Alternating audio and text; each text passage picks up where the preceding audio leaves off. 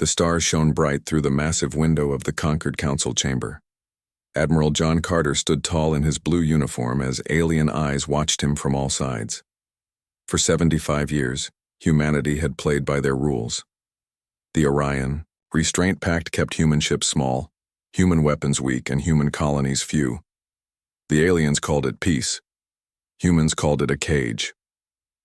"The evidence is clear," Admiral Carter said, pointing to the images floating above the round table. "Draxian, warships near our colony at Proxima Centauri. Their weapons are active. This violates Section 12 of the Pact." The Draxian representative, with his gray-scaled skin and yellow eyes, made a sound like stones grinding together. "These are science vessels. The energy readings are from research equipment."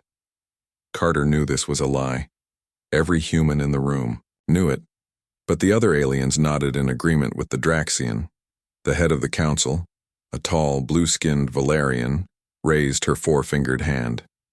"We understand human concerns, but humans have always been quick to see threats where none exist. Your species still carries the scars of your violent past." Later in the Earth Embassy, Carter pounded his fist on the desk. Diplomat Alan Howard watched with tired eyes. "They dismiss us like children," Carter said. "Those aren't science vessels. Captain Wells sent me the scans herself." Howard nodded. "I tried 3 times to get a private meeting with the Zenth delegation. They might listen, but the Valerians block every request." The communication screen lit up. Captain Samantha Wells appeared, her face tight with worry. She commanded the patrol ship Eagle, one of the few military vessels humans were allowed. "Admiral, we detected more Draxian ships. Bigger ones this time. They're gathering just beyond the edge of the Tau Ceti system." "Document everything," Carter ordered. "Every scan, every movement." "There's more," Wells said. "We picked up a distress call from a mining outpost on TC-7. By the time we arrived, everyone was gone. The buildings were burned. We found Draxian energy signatures." Howard's face went pale. "We need to bring this to the council immediately." 3 days later, the council chamber felt colder than ever. The evidence of the attack played on the display. The Draxian representative hissed, "These are falsified records. Humans are trying to create an excuse to build more ships, more weapons. This goes against the spirit of the Pact." The Valerian raised her hand again. "We will send investigators. In time. For now, there is insufficient proof of Draxian involvement." On the long flight back to Earth, Howard stared out at the stars. "They're not going to help us, are they?" Carter shook his head. "They never were. The Pact was never about peace. It was about keeping us weak." Back on Earth, President Paul Jackson listened to their report with a grim face. The room was small, with just 5 people present. "Another colony was hit while you were traveling home," the president said. "New Carolina, 300 dead, 50 missing." Captain Wells stood by the window, her hands tight fists at her sides. "Let me take the Eagle back out. I can position near the outer colonies, respond faster when they hit again." "When, not if," Carter noted. The president nodded slowly. "Go. But remember the restrictions. Your weapon systems can't exceed Pact limitations, even to defend a colony." After the meeting, Carter took a private shuttle to Mars.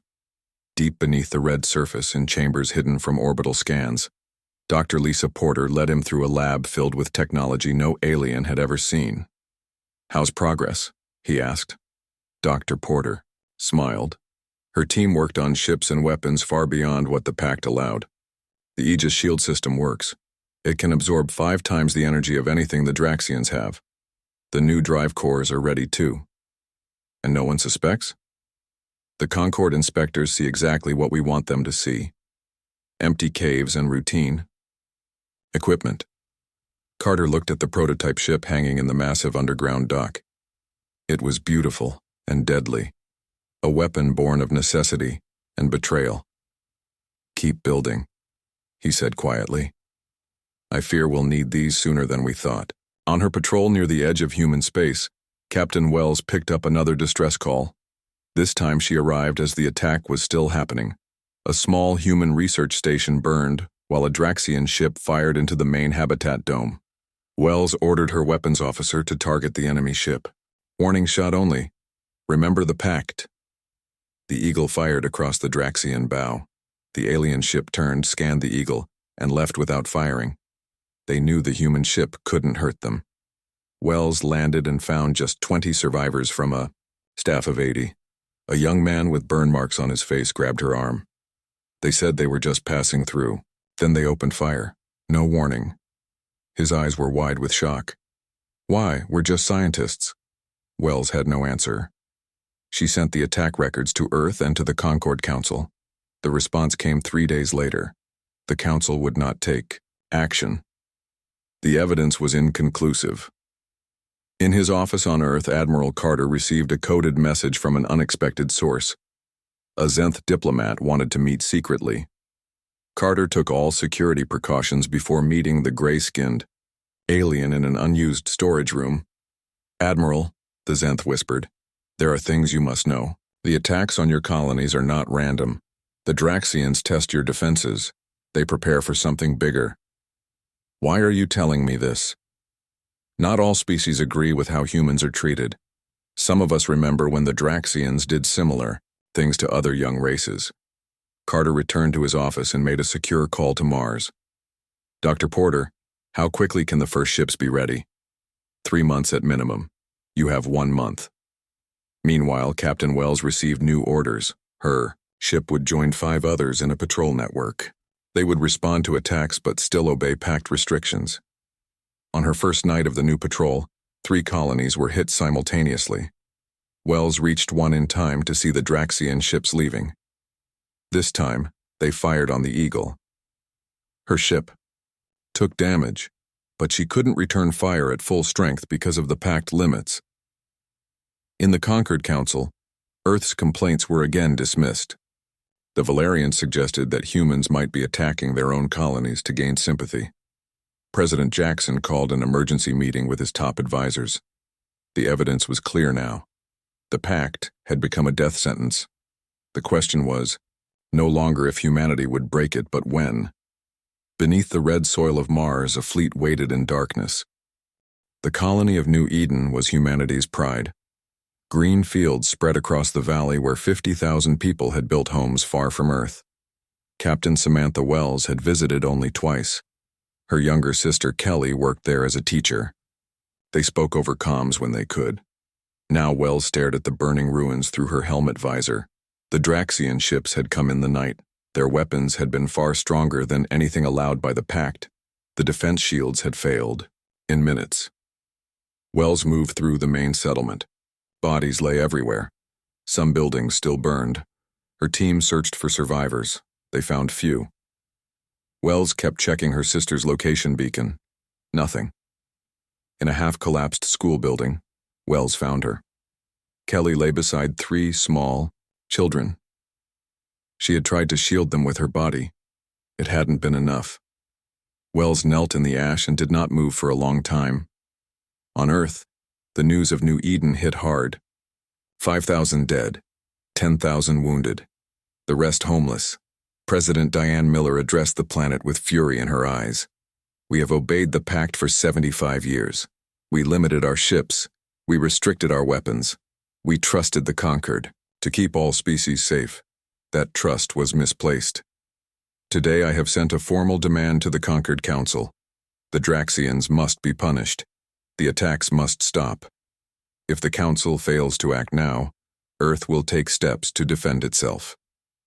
Admiral Carter stood on the Council floor the next day. The images of New Eden played behind him. The dead, the burned homes, the destroyed farms. Many alien representatives shifted uncomfortably. A few looked away. The Draxian representative remained still. 5,000 dead, Carter said. Children, families. They had no military value. This was not a military target. This was murder. The Valerian Council head spoke softly. "We grieve with humanity for this tragedy. Our investigators will examine all evidence, but we must avoid hasty judgment." The Draxian spoke next. "We deny any involvement in this incident." Then the Valerian representative said something that shocked the room. "Our preliminary scans suggest the energy signatures may have been human in origin.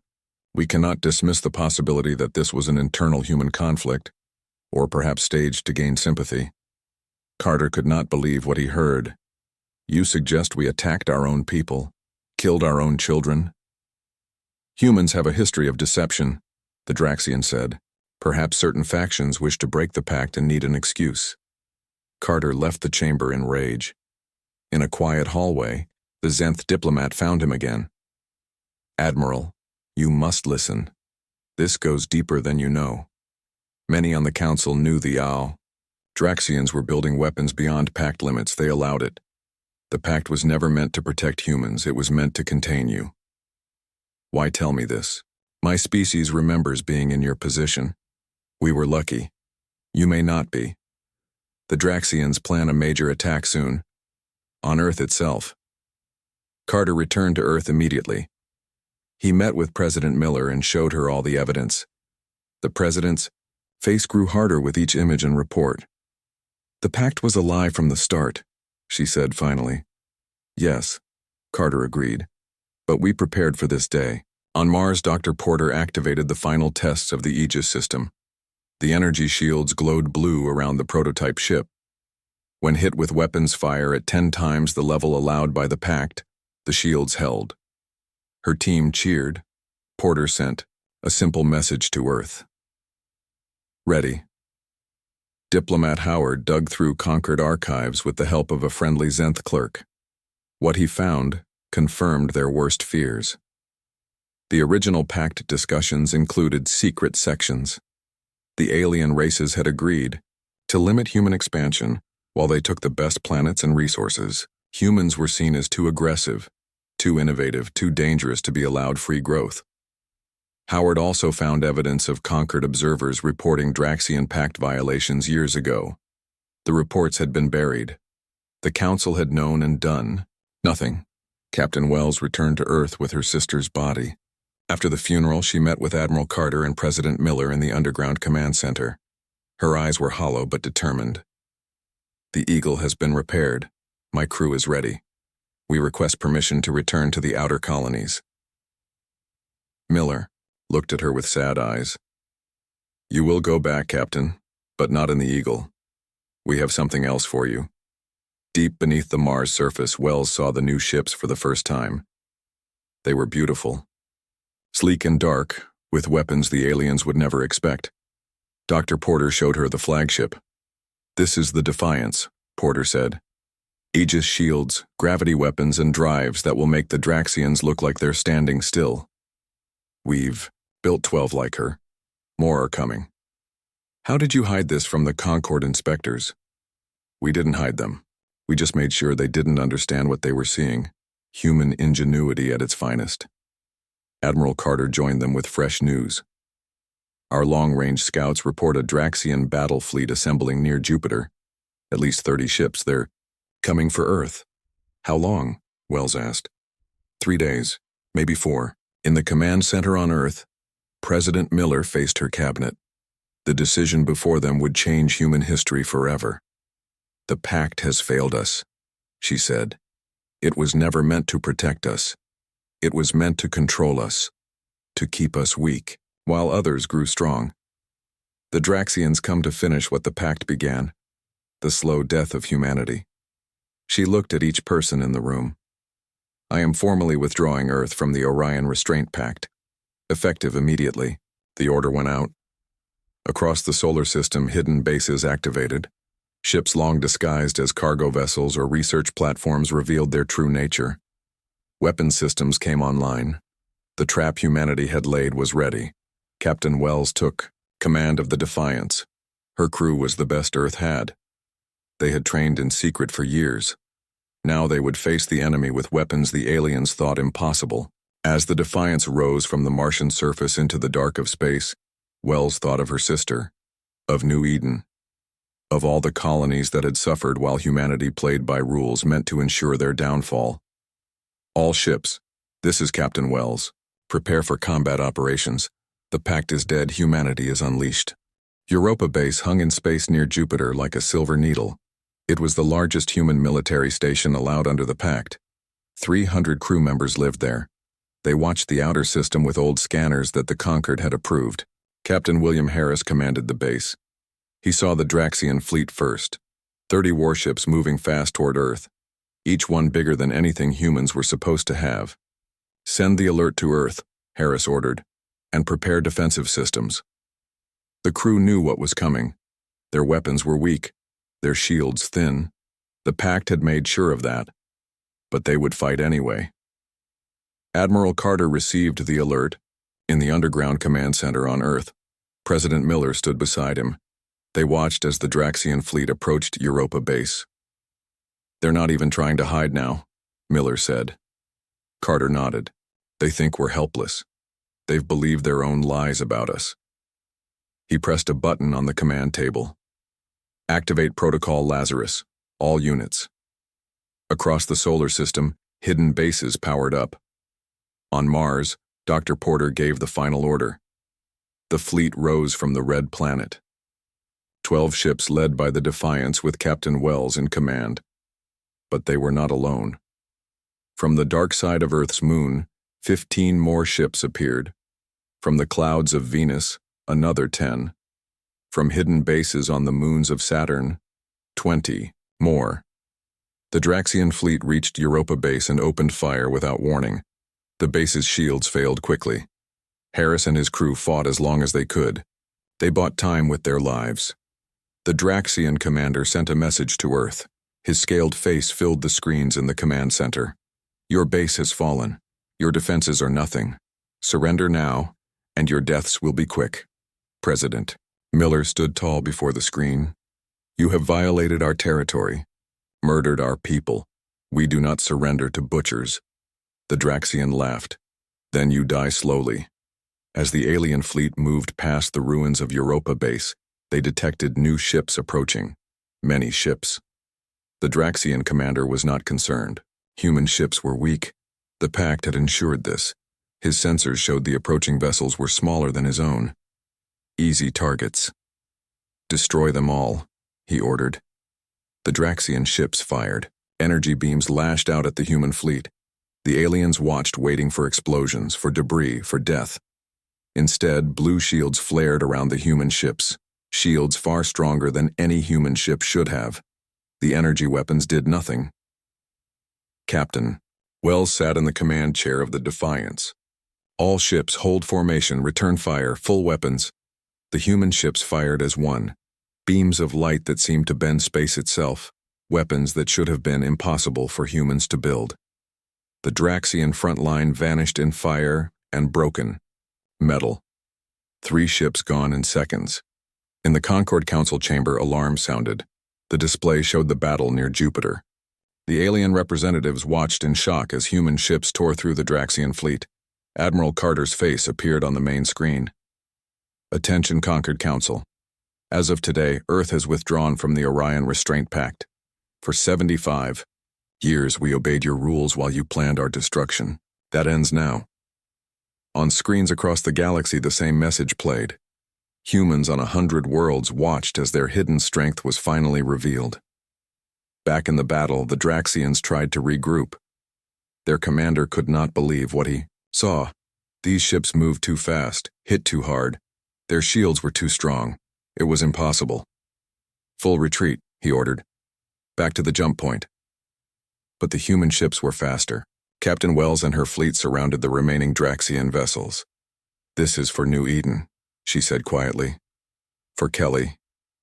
The Defiance fired again. 3 more Draxian ships broke apart. The rest tried to scatter. Few escaped. Across human space, more surprises waited. Colonies that the Draxians had thought destroyed suddenly appeared, protected by advanced cloaking technology. Human ships that had posed as simple traders revealed weapon systems and joined the fight. On Earth's moon, massive defense cannons rose from hidden bunkers. The Valerian Council head sent an urgent message to Earth. "What you are doing violates all agreements. Stand down immediately or face the combined might of the conquered." President Miller laughed. "We already face the might of the conquered. Or did you think we wouldn't notice you knew about the Draxian attack plans? Your threats mean nothing now. In deep space, Human ships that had been disguised as science vessels for decades moved toward key conquered outposts. They carried no weapons. They carried the truth. Data packets flooded alien networks, the secret meetings, the hidden parts of the Pact, the planned extinction of humanity, the lies piled upon lies. On Mars, Dr. Porter activated the second wave of ships. These were bigger, stronger, built over decades in chambers deep beneath the surface. Earth had played weak while growing strong. The galaxy wanted us in a cage, she told her team. They never realized we were building a fortress. Admiral Carter met with the military leaders on Earth. Reports came in from across human space. The Draxian attack had failed completely. Their fleet was destroyed or scattered. Human losses were minimal. "This is just the beginning," Carter said. "The conquered will come next. They cannot allow us to break free. Their whole system is built on control." The leaders nodded. They had prepared for this day for generations. Hidden weapons, secret fleets. Technology the aliens thought impossible for humans. All ready now. President Miller addressed humanity again. "Today, we showed the galaxy our true strength. Not because we wanted war, not because we wished for violence, but because they left us no choice. Peace failed when they used it as a weapon against us. Now they will learn what humanity unleashed truly means." Captain Wells stood on the bridge of the Defiance. Jupiter filled the view screen. The debris of Draxian ships floated in the darkness. She thought of her sister again. Of all those who had died because humanity had trusted the conquered, because they had believed in a peace that was always a lie. "Captain," her first officer said, "new orders from Earth. We're to move toward the Draxian homeworld." Wells nodded. "Set course. The galaxy wanted to see humanity's fury. Now they will." The human fleet moved through space like dark shadows, 50 ships with the Defiance in the lead. Captain Wells studied the star map on her screen. The Draxian homeworld was 2 weeks away at top speed. 3 major Draxian shipyards lay between. Those were their first targets. On Earth, diplomat Alan Howard worked to keep communication open with friendly alien species. The Zenth had declared themselves neutral in the conflict. 3 smaller species had done the same. They secretly provided information to Earth. The locations of conquered fleets, Draxian defense codes, supply routes. "The conquered is splitting apart," Howard told President Miller. "Many species never liked how humans were treated. They just feared speaking up." Miller nodded. "And now they see we aren't so easily pushed aside." In her lab on Mars, Dr. Porter unveiled the Phase 2 weapons to Admiral Carter. The Admiral watched as a small device created a bubble of distorted gravity. Inside the bubble, time moved differently. Matter behaved strangely. "No Concord species has this technology," Porter said. "We've installed it on all frontline ships. The Draxians won't know what hit them." "How did we develop this when the Pact limited our research?" Porter smiled. "We didn't limit ourselves. We just got very good at hiding what we were doing." The Defiance reached the first Draxian shipyard. It orbited a red gas giant. The yard was massive. Construction arms reached out like metal spiders. Half-built warships hung in the darkness.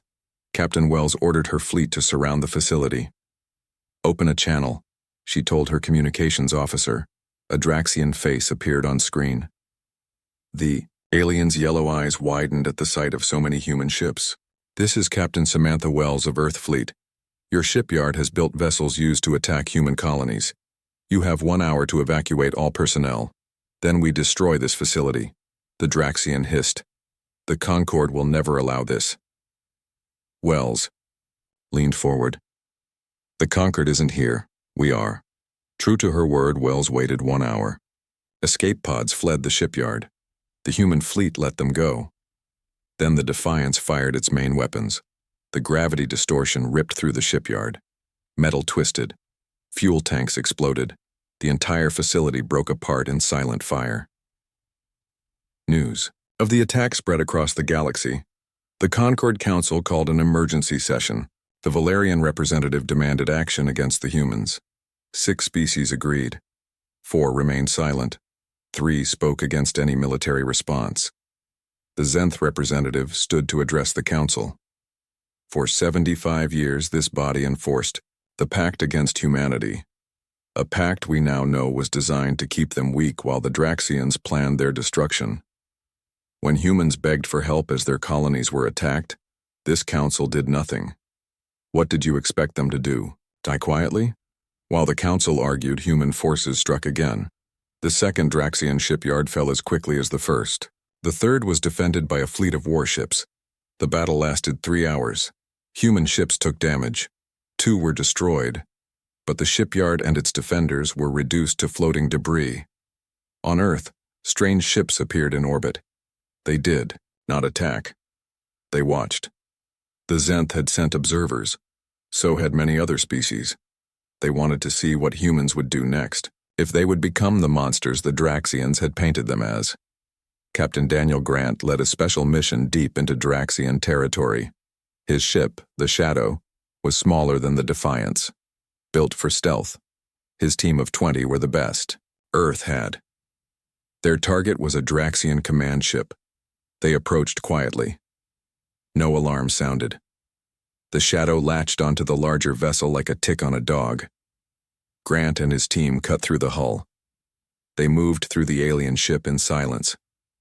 The Draxians never knew they were there until it was too late. Grant found the command center. His team took control in less than 5 minutes. Download everything, he ordered. All their plans, all their communications, everything. What they found shocked even these hardened soldiers. The Draxians had planned humanity's complete destruction for decades. The attacks on the colonies were just the beginning. Their final goal was Earth itself, not conquest, extermination. Every human dead. Every human world burned clean of life. Grant sent the evidence to Earth immediately. President Miller shared it with the Zenth and other neutral observers. They confirmed its truth. Then she ordered it broadcast on all conquered channels.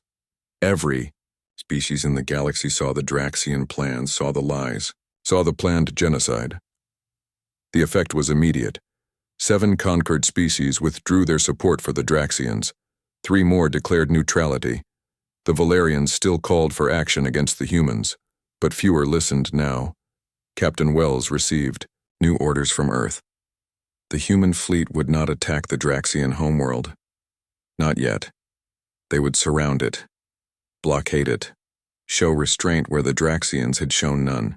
We aren't monsters, Admiral Carter told her over the secure channel. We won't do what they plan to do to us. Wells understood the strategy. Humanity needed to show the galaxy they fought only to survive, not for revenge, not for conquest. The waiting would be hard, but necessary. The Valerians made one last desperate move. A fleet of their ships launched a surprise attack on Mars. They hoped to destroy the heart of human military research, to slow the human advance. The defense platforms around Mars had been hidden for decades, built in small pieces, assembled in secret. The Valerian ships never got close. Dr. Porter watched from her lab window as the alien fleet burned in the Martian sky. Did they really think we wouldn't protect our home? She asked quietly. On the bridge of the Defiance, Captain Wells looked at the Draxian homeworld on her screen. A blue-green planet with 3 small moons. Billions of Draxians lived there. People who had supported a government that planned to wipe out humanity. Yet the human fleet held position. Weapons ready, but not firing. Is this justice? Her first officer asked. After what they did to New Eden, to your sister? Wells thought before answering. This is who we are. Not who they said we were. Not who they tried to make us. She looked at the planet again. We'll have justice, but not with genocide. The galaxy watched and waited. Humanity unleashed had proven more powerful than anyone imagined, more advanced, more dangerous, but also more restrained than the Draxians had ever been. The question on every alien world was simple. What would humans do next? 1 month passed with the human fleet surrounding the Draxian homeworld. The planet's cities glowed at night through breaks in the clouds. No human weapons fired. No bombs fell. The message was clear. Humans could destroy the Draxian civilization, but chose not to. This restraint surprised many across the galaxy. Admiral Carter arrived on the Defiance to meet with Captain Wells. They stood at the viewing window looking down at the alien world. Their leaders have finally agreed to talk, Carter said. They see now they cannot win. Wells nodded. Her face showed little emotion. What are our terms? Justice, accountability for the attacks, reparations for the colonies they destroyed, and the complete end of the Orion Restraint Pact. On Earth, President Miller prepared to address the galaxy. The Conquered was in chaos. The pact that had held it together for centuries was falling apart. Many species now looked to humanity with new eyes, with respect, with fear, with hope. Diplomata. Alan Howard worked day and night to build something new from the ruins of the old system. He met with representatives from 20 species. The Zenth led those who wished for a new kind of peace. A real peace based on mutual respect, not the false peace of the Pact. We propose a new agreement, Howard told them. The Sol Covenant, all species equal, all with the right to defend themselves. No more secret sections, no more plans for genocide. The Draxian leaders arrived on the Defiance under heavy guard. They expected execution. Captain Wells met them in the ship's conference room. Admiral Carter sat beside her. The Draxian's yellow eyes darted around nervously. You plan our destruction, now, the head Draxian said. As we planned yours.